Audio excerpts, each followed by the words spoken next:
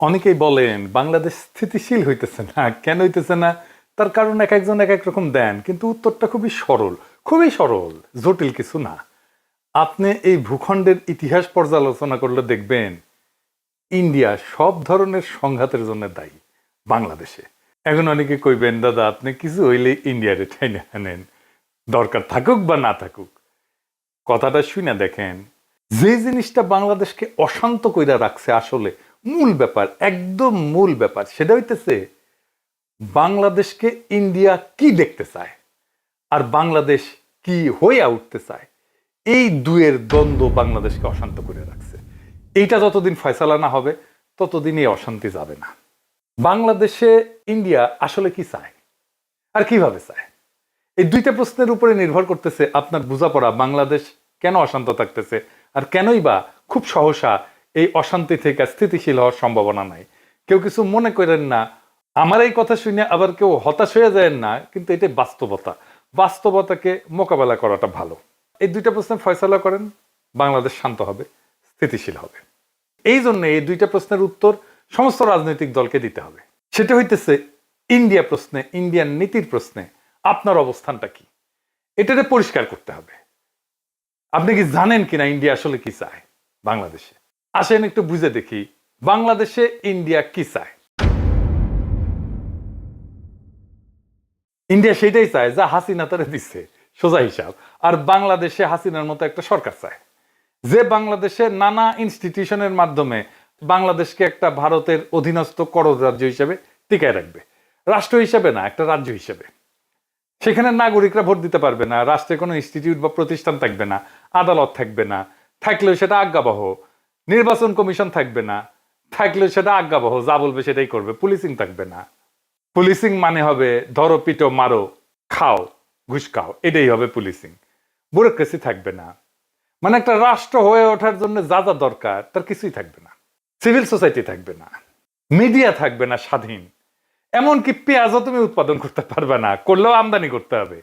তোমার দেশে ডাক্তারি বলে কিছু থাকবে না, তোমার রোগ হইলে চিকিৎসার জন্য ইন্ডিয়া যেতে হবে।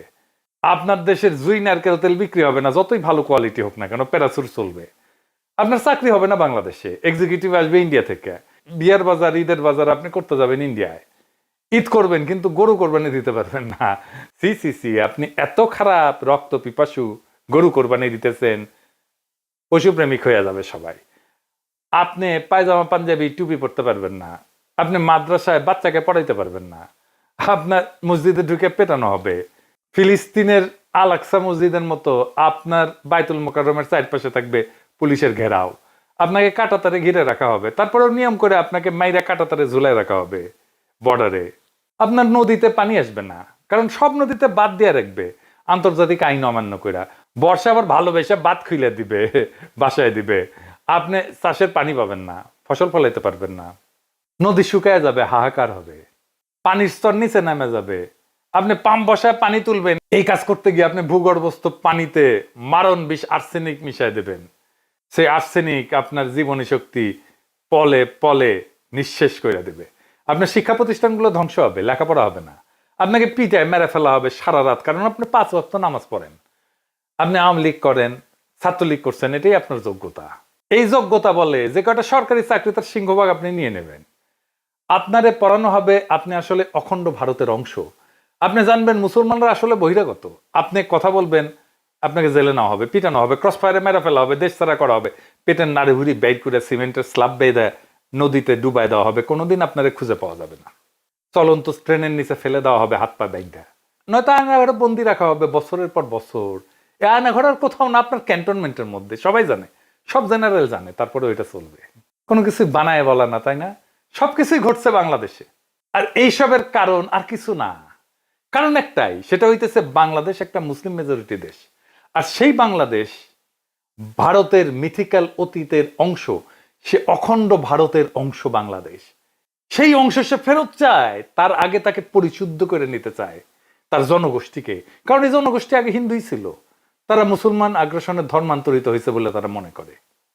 এদের পরিশুদ্ধ করতে হবে যেন মননে সে অখণ্ড ভারত মাতার সন্তান হইয়া ওঠে। তাকে নতুন এক ধর্মে দীক্ষিত করতে হবে, যার নাম অসাম্প্রদায়িকতা।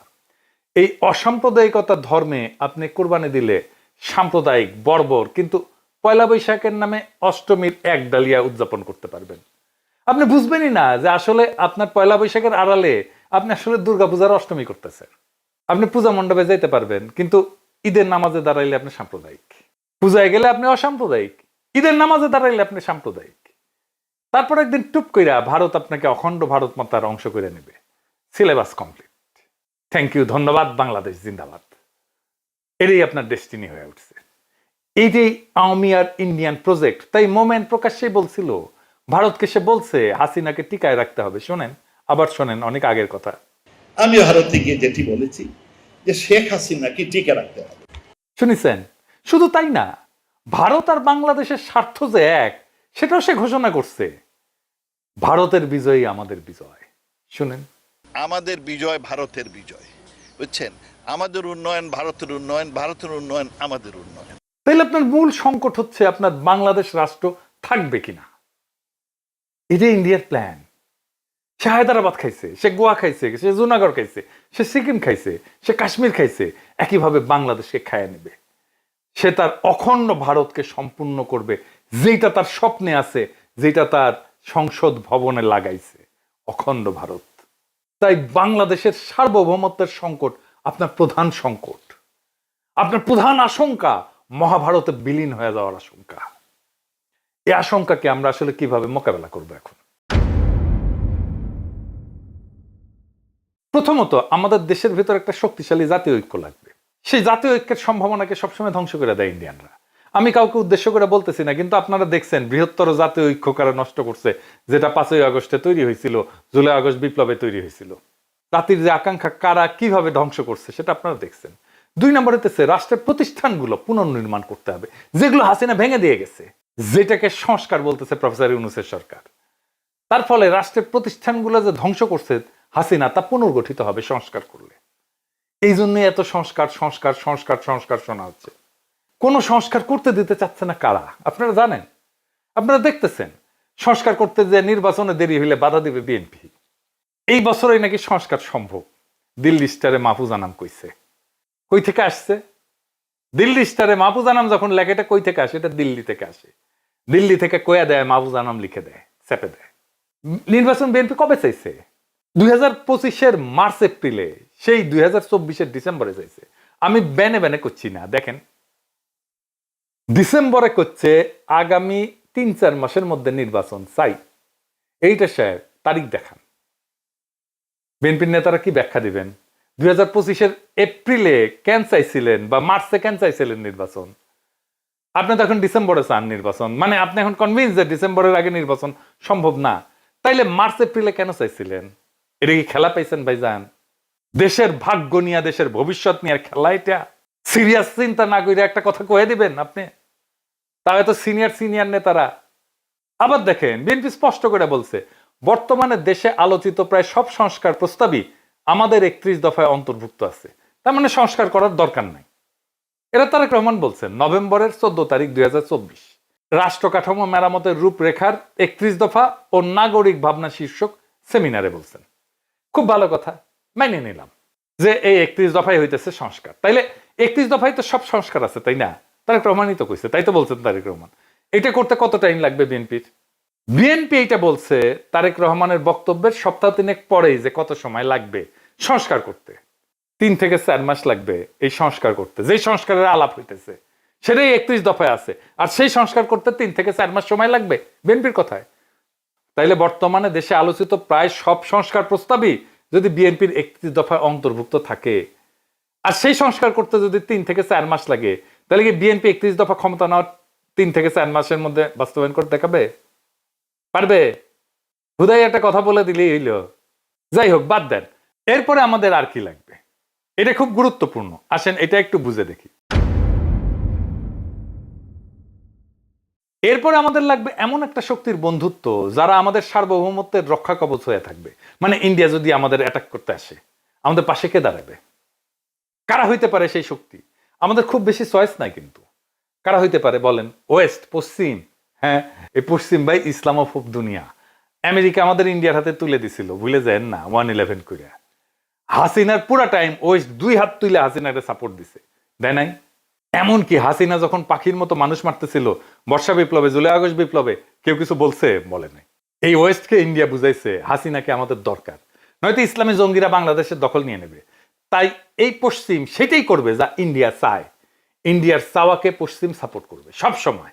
তাইলে আমাদের চয়েস একটাই, চীনের সাথে অর্থনৈতিক, সামরিক, রাজনৈতিক, কূটনৈতিক একটা দীর্ঘমেয়াদী সম্পর্ক তৈরি করা। এটা একটা অতি জটিল এবং বিপজ্জনক কাজ হবে। কেন বিপজ্জনক হবে?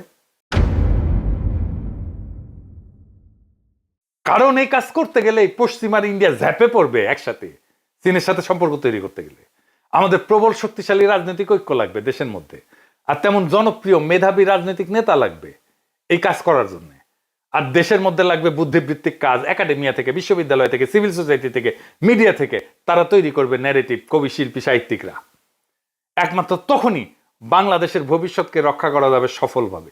মনে রেখেন, এই কাজটা যারাই অ্যাডভান্স করার সামর্থ্য রাখে তাদেরকে আগে আইডেন্টিফাই করা হবে, আর বাড়তে দেওয়া হবে না। এমন কাজ করার লোক কিন্তু বেশি হয় না, আপনারা জানেন। কিভাবে তাদেরকে বাড়তে দেওয়া হয় না, আমি আপনাদেরকে 2টা এক্সাম্পল দেব, মাত্র 2টা। ব্যারিস্টার মইনুল হোসেন, চেনেন না? খুবই স্ট্রং ন্যাশনালিস্ট, মানিক মিয়ার ছেলে, এলিট ফ্যামিলির ছেলে, ব্যারিস্টার, উচ্চশিক্ষিত, এমপি ছিল তরুণ বয়সে, প্রখর রাজনৈতিক মেধার মানুষ। বাকশালের বিরোধিতা মুজিবের সামনে দাঁড়ায় করছে যেই কয়জন বিরল ব্যক্তিত্ব, 2 বা 3 জন, তার মধ্যে সে একজন। কিন্তু সে বাংলাদেশের রাজনীতিতে একজন ফেনোমেন হয়ে উঠতে পারেননি, তাকে স্পেস দেওয়া হয়নি। সালাউদ্দিন কাদের চৌধুরী, তীব্র একজন ন্যাশনালিস্ট নেতা, সাহসী নেতা, তারে তো ফাঁসি দিয়ে দেওয়া হইল। তাই আপনারা খেয়াল রাখবেন, বাংলাদেশের এলিট স্ট্যাবলিশমেন্ট যার পিছে লাগতেছে, মনে রাখবেন সে ইন্ডিয়ার লেজে পাড়া দিছে, তারে খাইয়া দিবে। সেই জন্য এটা একটা যুদ্ধ।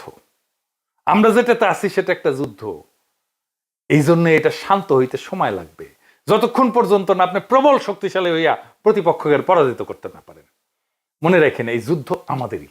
বাংলাদেশের রাষ্ট্রীয় অস্তিত্ব আজ একটা চূড়ান্ত চ্যালেঞ্জের মুখোমুখি। এটা শুধু ভারতীয় হেজিমনির বিরুদ্ধে না, এটা আমাদের ভবিষ্যৎ প্রজন্মের জন্য, আমাদের আত্মপরিচয়ের জন্য, আমাদের ভাষা, আমাদের স্বাধীনতার আত্মাকে রক্ষার জন্য এক অবিরাম যুদ্ধ। এই যুদ্ধ শুধু সীমান্তে না, এটা চিন্তায়, বুদ্ধিবৃত্তিতে, প্রশাসনে, বিশ্ববিদ্যালয়ে, অর্থনীতিতে, সিভিল সোসাইটিতে, আর প্রত্যেকটা নাগরিকের মনোজগতে। ভারত চায় বাংলাদেশকে একটা পরাধীন করদ রাজ্যে রূপান্তর করতে, তারে খাইয়া ফেলতে, যেখানে আপনি থাকবেন কিন্তু আপনার নাগরিকত্ব থাকবে না, যেখানে আপনার ভূখণ্ড থাকবে কিন্তু রাষ্ট্র থাকবে না। এই যুদ্ধের এক পাশে ভারত, তার গোয়েন্দা সংস্থা, দালাল রাজনৈতিক দল, তার পোষা মিডিয়া, সিভিল সোসাইটি, আর অন্য পাশে আমরা বাংলাদেশের মানুষ, যাদের কাছে এই ভূমি শুধু মাটি না, এটা আত্মমর্যাদা পরীক্ষার ময়দান। ভারতের বিরুদ্ধে এই লড়াই কোনো সামান্য কূটনৈতিক সমস্যা না, এটা একটা মহাকাব্যিক সংগ্রাম, যেখানে জয় পরাজয় শুধু রাষ্ট্রের ব্যাপার না, এটা আত্মারও ব্যাপার। এই যুদ্ধে জেতার জন্য দরকার জাতীয় ঐক্য, প্রাতিষ্ঠানিক সংস্কার এবং ভবিষ্যতের কূটনৈতিক রণকৌশল। দরকার চীনের সঙ্গে সাহসী জোট, দরকার একজন মেধাবী অকুতোভয় নেতা, যিনি জাতিকে নিয়ে যেতে পারবেন সেই অনিবার্য সংগ্রামের শেষ প্রান্তে। দরকার জাগ্রত একাডেমিয়া আর নির্ভীক বুদ্ধিবৃত্তিক নেতৃত্ব, যারা ইতিহাসের দায় বুঝে আজকের প্রজন্মকে বুঝাতে পারবে আপনার আত্মপরিচয় আজকে আগ্রাসনবাদী ভারতের টার্গেট। মনে রেখেন, ভারত কখনো আপনাকে রাষ্ট্র হিসাবে মানেনি, মনে করছে সে আপনার হারানো অঙ্গ। এই অঙ্গ যে আবার জায়গা উঠছে, নিজের পরিচয় দাবি করছে, এটাই তাদের ভয়। তাই তারা হাসিনার বদলে আর একটা পুতুল সরকার আনতে চায়, যাতে বাংলাদেশ আর কখনো মাথা তুলে না দাঁড়াইতে পারে। কিন্তু ইতিহাসের চাকা ঘুরছে। আজ প্রশ্ন একটাই, আপনি কি এই চক্রান্তের বিরুদ্ধে দাঁড়াতে প্রস্তুত? আপনি কি আপনার স্বাধীনতা, আপনার ধর্মীয় অধিকার, আপনার আত্মপরিচয়, আপনার ভাষা আর আপনার স্বপ্নের বাংলাদেশকে রক্ষা করতে চান? তাহলে এই যুদ্ধ আপনারও। এই যুদ্ধ শুধু নির্বাচন বা সংস্কার নিয়ে না, এটা একটা জাতির আত্মার অস্তিত্ব রক্ষার লড়াই। আপনি যদি এই যুদ্ধে অংশ না নেন, তাহলে একদিন জেগে উঠবেন সেই রাষ্ট্রহীন, আত্মাহীন ভূখণ্ডে, যার নাম একদিন ছিল বাংলাদেশ। এখনো সময় আছে, জায়গা ওঠেন, সংগঠিত হন, কারণ এইবার না পারলে আর কোনোবার আমরা পারবো না। বাংলাদেশ বাঁচলে আপনি থাকবেন, বাংলাদেশ গেলে শুধু আপনি, বাংলাদেশ গেলে আপনি শুধু নামে থাকবেন, নাগরিক থাকবেন না। এটা আপনার যুদ্ধ, এটা আপনার সময়, এটা আপনার নিয়তি রচনা করার শেষ সুযোগ। আসেন আমরা আগে যাই সেই ইস্পাত কঠিন ঐক্য গইরা, সেই ইতিহাস রচনা করতে, সেই অনিবার্য বিজয়ের পথে। ইতিহাস অপেক্ষা করতেছে। ইনকিলাব জিন্দাবাদ।